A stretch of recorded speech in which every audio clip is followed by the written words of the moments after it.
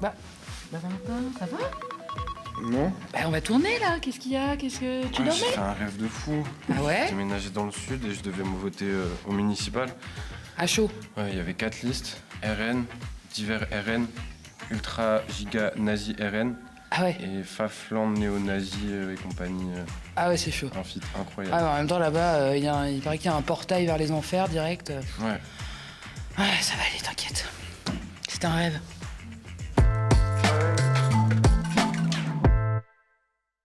Bonjour et bienvenue dans le récap. Nous sommes le jeudi 19 mars, à peine quelques jours avant le tour final des élections municipales. Dimanche soir, les 35 000 communes françaises seront toutes fixées sur leur sort et leurs habitants avec. Et ouais, parce qu'une nouvelle municipalité, ça peut tout changer dans la vie locale, et particulièrement quand c'est l'extrême droite qui prend les manettes.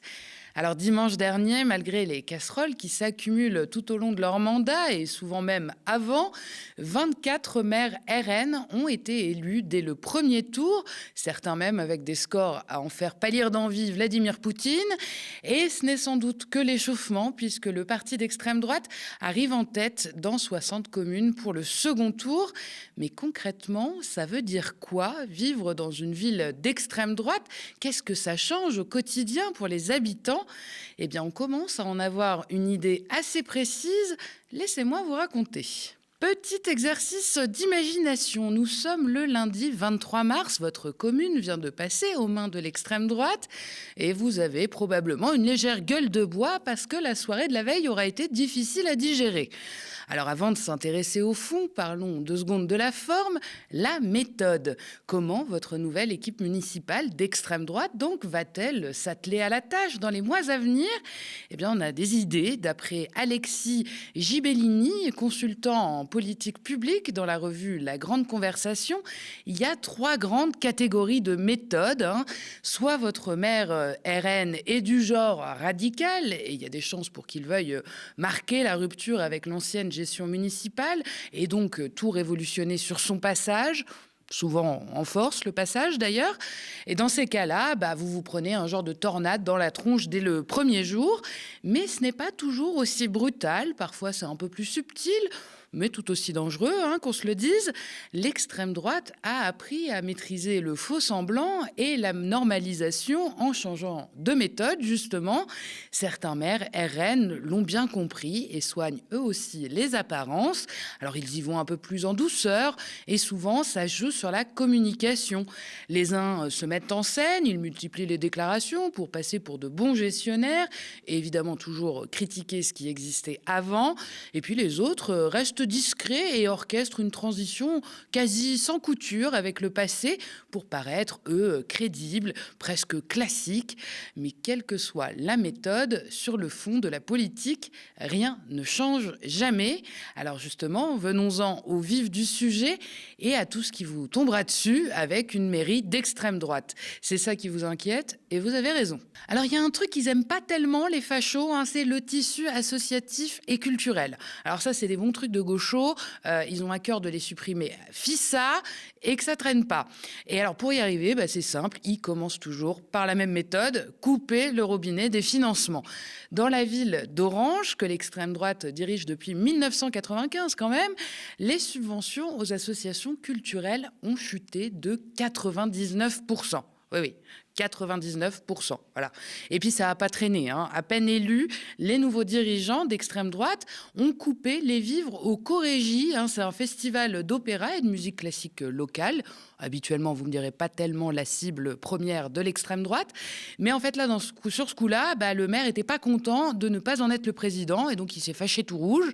Parce que c'est aussi ça, une mairie d'extrême droite. Beaucoup d'égo. On peut aussi parler des livres de la bibliothèque municipale d'Orange qui ont été soigneusement passés au crible pour retirer tout ce qui pouvait paraître cosmopolite ou éventuellement associé à la gauche dans leur grille de lecture. Et puis pendant ce temps-là, on bourrait les rayons de bouquins écrits par des responsables du Front National de l'époque. Ce n'est pas une histoire, c'est bien vrai. Ambiance. Et puis alors pour la petite histoire, le maire de l'époque, c'est Jacques Bompard, rien à voir avec Manu, je vous arrête tout de suite. En 1995, c'est encore une époque relativement préservée, et à ce moment-là, il n'y a que 3 mairies FN en France, dont celle d'Orange donc, et Jacques, il va la conserver pendant 26 ans, jusqu'à ce qu'il soit contraint de lâcher la rampe après une petite condamnation à 1 an de prison avec sursis et 5 ans d'inéligibilité dans une affaire d'emploi fictif. Enfin bon, après, quand je dis lâcher la rampe, autant qu'on puisse le faire en refilant l'écharpe à son propre rejeton. Yann Bompard, cette fois, qui était jusqu'alors premier adjoint et conseiller départemental. Encore un emploi fictif. La preuve, son vieux lui a fait tellement confiance qu'il a fait des pieds et des mains pour se faire nommer maire honoraire afin de gérer bénévolement les affaires de la ville, malgré donc sa peine d'inéligibilité. D'ailleurs, en janvier 2026, celle-ci est levée par la Cour d'appel de Nîmes. Et devinez qui est de retour au municipal 2 mois plus tard ? Eh ben, ce bon vieux Jacques. Et en plus, il est en tête à l'issue du premier tour avec presque 33% des voix, talonnées par une liste RN. Ah, le Sud-Est, quel bonheur. Plus récemment, à Morières-les-Avignon, la mairie a tout bonnement fait fermer une compagnie de théâtre pour enfants en représailles de la publication d'un communiqué syndical évoquant le danger de l'extrême droite lors des législatives de 2024. Le maire RN, Grégoire Souk, vient d'être réélu au premier tour avec 66,66% des voix. Je ne sais pas ce que vous en pensez, mais ça fait quand même beaucoup de 6 pour être un hasard, si vous voulez mon avis. Mais enfin bon, l'extrême droite n'a pas toujours les poches vides quand il s'agit de faire du spectacle, n'est-ce pas ? À Perpignan, par exemple, la plus grande ville aux mains de l'extrême droite, et d'ailleurs pas de n'importe qui, puisque le maire n'est d'autre que Louis Alliot, l'ancien compagnon de Marine Le Pen. Alors là, dans ces cas-là, lui, il est plutôt discret dans la méthode, par exemple. Il n'y va pas vraiment avec ses gros sabots, il fait attention, il n'est pas sur tous les fronts en même temps. Mais ça ne l'empêche pas de faire des folies non plus. À titre d'exemple, la mairie a soutenu les journées Perpignan, capitale des Français d'Algérie. Une petite sauterie organisée par le Cercle algérianiste, une charmante association qui défend l'histoire de l'Algérie française et la culture des pieds noirs. Bon, autrement dit, c'est des révisionnistes nostalgiques de la France coloniale qui rendent régulièrement hommage aux terroristes de l'OAS, qui ont fait quand même, on le rappelle, plus de 2700 victimes en Algérie. Voilà, un vrai bonheur. Précisons que cette petite clique reçoit plus de 50 000 € de subventions publiques municipales. Voilà. Et pour parfaire le tableau, en 2022, Louis Alliot, il a carrément décidé de baptiser une esplanade de la ville au nom d'un ancien dirigeant de l'OAS. Voilà, comme ça, la boucle est bouclée. Heureusement, la justice a fini par invalider cette décision 3 ans plus tard. Ah oui, et puis sinon, toujours à Perpignan, en 2024, le maire, RN donc, a fait un caca nerveux pour ne pas récompenser un photographe palestinien dans le cadre du festival de photojournalisme Visa pour l'image, qui se tient donc à Perpignan. Alliot lui avait reproché une position ambiguë vis-à-vis du Hamas, alors que le reporter gazaoui avait juste finalement eu l'audace de documenter le génocide en cours dans son pays. Alors là, on parle beaucoup de culture, qui fait les frais des politiques locales d'extrême droite, mais c'est la même chanson quand ça touche de près ou de loin à du social. Direction Fréjus, toujours dans la région du Racistan, là-bas, en PACA, le fief de David Racheline. Alors là-bas, c'est moins 92% de subventions aux associations sociales depuis 2014. C'est simple, tous les centres sociaux ont fermé, comme à Orange ou à Beaucaire d'ailleurs. C'est loin d'être un phénomène isolé dans les villes RN. Et puis, comme la municipalité délaisse complètement les quartiers populaires, la pauvreté et la précarité augmentent sans cesse et surtout sans que les habitants ne puissent trouver du soutien auprès des associations. Même chose en Moselle, à Hayange, où le maire d'extrême droite Fabien Angelman fait des pieds et des mains pour expulser le secours populaire qu'il qualifie qualifie d'ultra-politisé et de pro-migrant, et ce, depuis son élection en 2014, quand même, ça fait plus de 10 ans. En 2017, il a carrément coupé l'eau et le gaz dans le local. Alors bon, jusqu'ici, la justice fait rempart à ces outrances, mais jusqu'à quand? C'est toute la question, et on ne peut que craindre l'arrivée possible de l'extrême droite au pouvoir en 2027. Alors, il y a toutefois un domaine associatif qui est relativement épargné par l'extrême droite, et c'est le sport. Et pour cause, en général, l'extrême droite l'instrumentalise allègrement. Les clubs sportifs locaux deviennent des vitrines politiques soigneusement contrôlées, voire parfois même des instruments d'influence pour les maires RN. Évidemment, tout ça ne tient qu'à une seule condition, vous vous en doutez, zéro politisation du club, encore moins de critiques municipales ou de prise de position sur X ou Y sujet, ou d'idéologie sous-jacente qui froisserait le pouvoir en place. Rien, nada, évidemment, c'est hors de question. Et du coup, dans ce contexte, le monde du sport, il devient un espace sous contrôle total de la municipalité, sans aucune indépendance et au service du pouvoir politique. Et à côté des coupes sévères dans tous les budgets publics, associatifs, sociaux, culturels, que sais-je encore, il y a toujours un domaine que le RN bichonne particulièrement, plus que les autres. Et vous le savez, c'est la sécurité. Alors ça, c'est leur fonds de commerce éternel.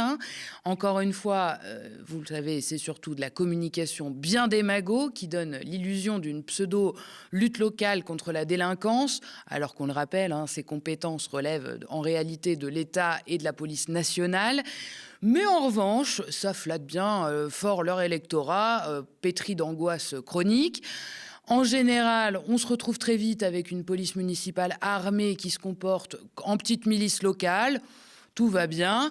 Et tout ça, ça va évidemment avec des politiques bien racistes sous couvert de lutte contre l'immigration. Pour vous donner une idée, à Vitrolles, vous savez où, toujours au même endroit là-bas, la maire Catherine Maigret, et donc femme de Bruno Maigret, avait tenté de réserver des primes à la naissance aux enfants européens. Voilà. Alors encore une fois, la mesure a été retoquée par la justice pour discrimination.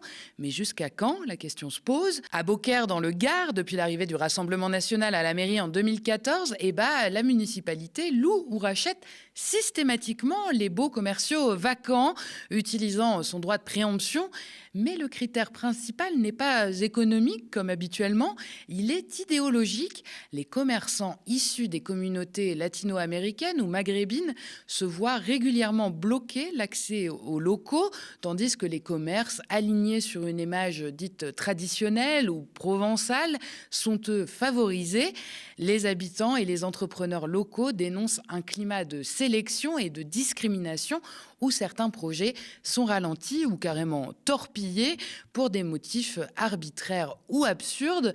Les préemptions, les refus de locaux et les fermetures administratives ciblées créent un centre-ville moribond où les initiatives indépendantes et multiculturelles sont évidemment marginalisées. Autant vous dire que si vous voulez vous envoyer un petit kebab, c'est pas là-bas qu'il faut aller. D'ailleurs, à mon avis, il faut pas y aller tout court. Voilà. Petite reco en vue des vacances. Et oui, c'est ça, le RN aux manettes d'une ville, des espaces publics sous contrôle, une démocratie locale complètement asphyxiée. Les associations subissent des blocages arbitraires, les équipements municipaux deviennent des leviers de confrontation publique et les subventions ou les marchés servent à tisser plutôt du réseau d'influence plutôt qu'à servir l'intérêt général. Rapidement, les élus se retrouvent, eux, au centre d'accusations de clientélisme et de népotisme, avec des proches et des militants, eux, bien placés à la faveur du pouvoir. En général, le rapport à l'opposition, quand elle existe, est particulièrement violent, autant que le sort réservé aux éventuels contre-pouvoirs locaux. Voilà le tableau. D'ailleurs, il suffit d'écouter les témoignages de, par exemple, Marine Tondelier, qui est conseillère municipale à Hénin-Beaumont, le fief de Marine Le Pen. La patronne des écolos n'est jamais avare des critiques concernant la mairie, dénonçant à plusieurs reprises la gestion autoritaire, au point même de déposer plainte pour injure lors d'un conseil municipal. À Rognac, dans les Bouches-du-Rhône, la première année de mandat du RN a également été émaillée de telles plaintes et de signalements qui mettent en lumière une certaine manière de gouverner. Mais tout ceci ne semble finalement pas rebuter les administrés, vu les résultats de certains de ces maires qu'on vient de citer et qui continuent d'être plébiscités dans les urnes. Selon Jérémy Poveda, membre du Centre d'études politiques et sociales de l'Université de Montpellier, également auteur d'une thèse sur l'exercice du pouvoir par les partis d'extrême droite dans les municipalités, cela, ça ne vaut pas blanc-seing. Pour autant, il ne faut pas interpréter un résultat électoral comme une adhésion pleine et entière à une gestion municipale. C'est plus souvent une absence de rejet, dit-il, d'autant que selon lui, le capital politique personnel qu'ont pu se construire ces élus est extrêmement important. Comprenez qu'ils se sont bien insérés localement et qu'ils ont des potes. Alors, rien d'exceptionnel pour des élus, c'est un peu le principe. Mais là, c'est particulièrement bien exploité par ceux du Rassemblement national, c'est ce qu'on comprend. Le spécialiste cite notamment l'exemple de l'adjoint au sport de Steve Brivois, très impliqué dans le football de la ville. Et cela crée une forme de clientèle électorale qui est très fidèle et qui va être facilement mobilisable pour les élections municipales. Comme d'habitude, avec l'extrême droite, tout n'est que poudre aux yeux. Faut dire que leur électorat n'est pas vraiment regardant non plus. Il n'y a qu'à voir la tronche des candidats que le parti a envoyés aux élections municipales, les fameuses brebis galeuses. Ma collègue Nadia Sweeney a enquêté sur eux, je vous laisse l'écouter. Je vous emmène à Gap, une ville de près de 40 000 habitants dans les Hautes-Alpes. Là, une liste RN a vu le jour menée par un certain Raphaël Leroux avec un programme succinct mais assez clair, basé sur la sécurité. Et dans cette liste apparaît un certain Yannick Magnier. On le voit souvent dans les photos en randonnion, juste à côté de la tête de liste. Il est reconnaissable parce qu'il est grand, roux, avec une grosse barbe rousse et des lunettes. C'est quand même très reconnaissable. Il est 15e sur la liste et se présente sur le réseau professionnel LinkedIn comme un ancien militaire responsable des moyens généraux au sein de l'armée de l'air. Mais Yannick Magnier a un autre visage. Sur les réseaux sociaux, il se fait appeler Goose Gala. Et voici ce qu'on peut entendre de lui et de ses conversations. 16 000. Allah Akbar, Allah Akbar, Allah Akbar. Nique les Arabes, nique les Arabes. Les bougnons, rentrez chez vous. Rentrez dans votre putain de pays. Y'a là, ma fille, bordel. Viens. Allah, on t'encule. Allah, je baise. Et le prophète, il veut me sucer pendant qu'il encule Erika. C'est bon ou pas? Erika, tu veux enculer le prophète avec moi? Et je te fais la balade. Vas-y, sors ta bite, là, sors ta bite. Des sales rebeux. Alors, excusez-nous pour les propos particulièrement violents qui ont été diffusés, mais à un moment donné, il faut regarder les choses en face. Yannick Magnier, c'est l'homme donc à la barbe rousse et aux lunettes qui brandit un couteau. On entend des propos, vous l'avez entendu, très violents, racistes, islamophobes, couplés d'appels à la ratonnade, soit à l'agression des personnes d'origine arabe. Alors selon le décompte de l'IB, qui comptabilise quand même 100 à 150 profils particulièrement problématiques dans les listes RN pour les municipales, environ une trentaine ont été élus au premier tour et la plupart sont encore dans la course au second. Voilà, ça laisse rêveur. Mais reprenons notre petit exercice de projection. Nous ne sommes plus le lundi 23 mars 2025, au lendemain du second tour, mais un an plus tard. Ça y est, vous commencez sérieusement à voir les effets concrets d'une mairie d'extrême droite sur votre quotidien. Les associations ont perdu leur autonomie, les centres sociaux ferment les uns après les autres, les commerces multiculturels peinent à s'implanter et le centre-ville se vide désespérément de vie pendant que la mairie, elle, décide seule de qui peut ou ne peut pas s'installer. La culture, le social, le vivre ensemble, tout devient un terrain de contrôle politique. Les opposants se retrouvent muselés, les racisés sont pris pour cible des politiques locales. Et puis pendant ce temps-là, les larbins du pouvoir, eux, se voient ouvrir toutes les portes et obtenir des passe-droits à gogo. Tout est pensé pour consolider la mainmise sur la ville. La démocratie locale est à bout de souffle. Bienvenue dans une municipalité d'extrême droite. Voilà à quoi ça ressemble et pourquoi il faut ouvrir les yeux avant que ça devienne notre quotidien. Pensez-y dimanche avant d'aller voter ou pas. Et on fait une petite pause avant de continuer avec le reste de l'actualité. Si vous aimez le récap et que vous avez envie qu'on discute ensemble, de connaître les coulisses de l'émission ou même de choisir et de proposer des sujets, je vous attends sur le canal de discussion Instagram. Le lien pour le rejoindre est dans la barre d'infos. Et d'ailleurs, sans vous, pas de récap, pas de médias non plus. Depuis plus de 8 ans, notre chaîne télé tient bon en indé, dans un paysage audiovisuel toujours plus concentré et réactionnaire. Chaque jour, nos plus de 25 travailleurs et travailleuses mènent la bataille de l'info. Mais pour continuer, nous avons besoin de vous, notre antenne, notre histoire. C'est vous qui la faites vivre. Alors aidez-nous à continuer à vous informer. Abonnez-vous aux médias. Faites un don défiscalisé. Toutes les infos sont sur notre site internet. Et depuis quelques jours, vous le savez, en plus de Free, Molotov, YouTube et notre site, vous pouvez retrouver tous nos programmes sur la télé d'Orange, canal 235. On continue avec un rapide tour des actualités autour des élections municipales. Hier soir s'est tenu sur BFM TV un débat de l'entre-deux tours de l'élection parisienne. Initialement, la chaîne avait fait le choix d'exclure la candidate insoumise, Sophia Chikirou, ne souhaitant inviter que Emmanuel Grégoire et Rachida Dati au nom d'un choix éditorial. Ne retenir que les candidats en mesure d'être élu maire de Paris, disent-ils, une ligne qui a suscité de vives critiques, poussant finalement la chaîne à faire volte-face et à intégrer la candidate LFI au débat. Pendant près de 3 heures, les échanges ont porté sur différents sujets comme les violences dans le périscolaire, l'accès au logement ou encore les éventuelles alliances politiques. Emmanuel Grégoire a notamment mis en cause le chef de l'État en l'accusant d'avoir œuvré en coulisses pour favoriser un retrait stratégique de l'extrême droite à Paris. Emmanuel Macron est personnellement intervenu, pas qu'avec Pierre-Yves Bournazel, pour faire en sorte que l'extrême droite se retire au profit de sa candidate, affirme le candidat socialiste. L'entourage du chef de l'État a quant à lui démenti fermement cette affirmation auprès de France Info. En dehors de Paris, les regards se tournent aussi vers les municipales à Nice. Bruno Retailleau, le grand chef des Républicains, a refusé quant à lui de trancher entre le maire sortant, allié de Macron, Christian Estrosi, et Éric Ciotti, lui allié du Rassemblement national. Désormais aux Niçois et aux Niçoises de trancher dans les urnes, estime le président des Républicains. Bruno Retailleau dénonce une campagne délétère à Nice et dit ne se retrouver ni d'un côté ni de l'autre, une position qui aurait pour but de préparer sa campagne présidentielle de 2027.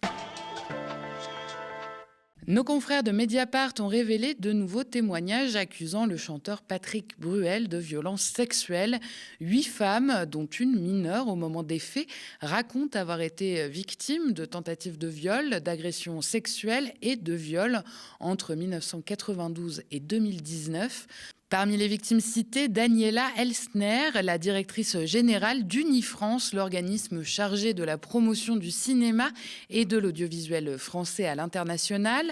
Elle a déposé plainte le 12 mars dernier et elle raconte avoir alerté de nombreuses personnes de son entourage et de celui de Bruel. Le chanteur réfute, quant à lui, auprès de Mediapart, toute accusation de viol et de manière générale toutes les allégations de violence, de brutalité ou de contrainte et il affirme n'avoir jamais outrepassé un refus, jamais forcé à un geste ou à un rapport sexuel. Et ce n'est pas la première fois que des femmes alertent sur le comportement de Patrick Bruel. 5 autres avaient rapporté des faits d'agression, de harcèlement sexuel et d'exhibition en 2019. Des enquêtes préliminaires avaient été menées puis classées sans suite en 2021 en l'absence d'éléments permettant de caractériser une infraction pénale. Malgré ces nombreux témoignages, Patrick Bruel a continué d'être mis sur le devant de la scène, enchaînant tournées, pièces de théâtre et hommages nationaux. Et on termine ce récap par un point sur l'actualité internationale. Au Moyen-Orient, les infrastructures gazières sont prises pour cible. Israël a attaqué la partie iranienne du site gazier offshore de South Pars, la plus grande réserve de gaz connue au monde et partagée par l'Iran et le Qatar. Ce jeudi, Donald Trump a confirmé qu'Israël était bien à l'origine de cette attaque. Israël, indigné par les événements survenus au Moyen-Orient, a violemment attaqué le champ gazier de South South Pars, une installation majeure en Iran. Seule une partie du champ a été touchée. Les États-Unis n'étaient pas au courant de cette attaque, affirme-t-il sur son réseau social. En représailles, l'Iran a frappé le complexe gazier qatari de Ras Laffan, le plus important site de gaz naturel liquéfié au monde. Le président américain a réagi immédiatement à cette attaque et a menacé de détruire entièrement le champ gazier iranien de South Pars en cas de nouvelle attaque de la part de l'Iran. Emmanuel Macron, de son côté, a dénoncé une escalade inconsidérée et appelle à des discussions directes entre les Américains et les Iraniens sur cette question. Dans le même temps, le prix du gaz européen a flambé de plus de 35%. Merci d'avoir regardé cette nouvelle édition du Récap. N'hésitez pas à nous laisser vos impressions en commentaire si vous nous regardez sur YouTube ou via email si vous nous regardez à la télé. Pour nous soutenir, n'oubliez pas de vous abonner aux médias ou de faire un don défiscalisable sur notre site internet. Vous pouvez aussi parler de nous autour de vous et nous suivre et nous partager sur les réseaux sociaux. Ça ne coûte rien mais ça fait beaucoup. Et pour retrouver l'ensemble de nos programmes, rendez-vous sur Free, canal 165, sur Orange, canal 235, sur Molotov, sur notre site, ainsi que sur nos 2 chaînes YouTube, Le Média et Le Média 24/7. Merci, très bonne soirée sur Le Média.